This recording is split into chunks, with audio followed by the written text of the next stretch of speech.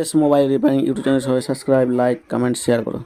এই মোবাইলটি display change করতে হবে। প্রথমে সেটটাকে খুলে নেবো। এই যে সেটটা খুলছি, দেখুন ব্যাক প্যানেলটাকে খুলছি। এই যে চারিদিকে ঘুরিয়ে ঘুরিয়ে ব্যাক প্যানেলটাকে খুলে নেবো। এই যে আস্তে আস্তে করে উঠিয়ে নেবো। এই যে উঠিয়ে নিলাম ব্যাক প্যানেলটা। এবার নাটগুলো খুলে নেবো একে একে। এই যে কটা নাট আছে সব কটা নাট খুলে নেবো। যে খুলছি, এই যে সবটাই নাট খুলে নেবো।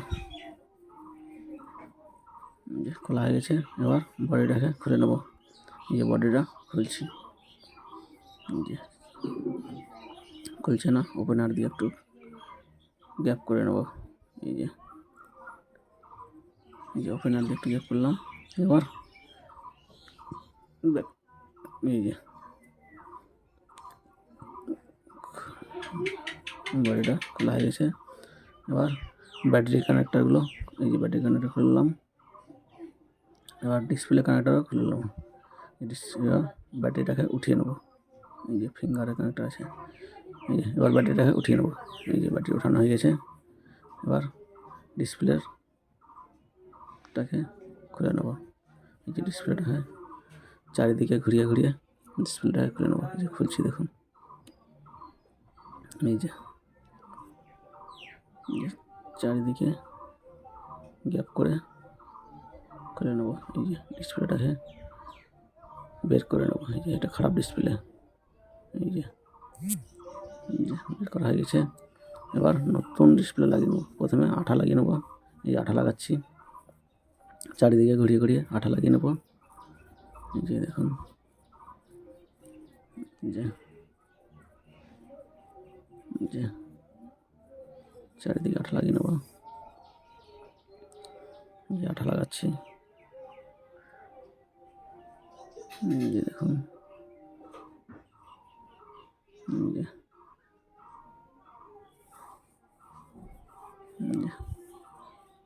আঠা লাগানো হয়ে গেছে।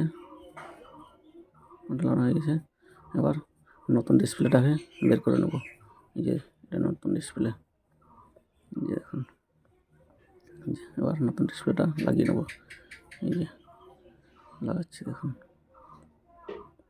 প্রথমে নিচের দিকে লাগিয়ে নেবো আস্তে আস্তে করে। এই যে বসানো হয়ে গেছে।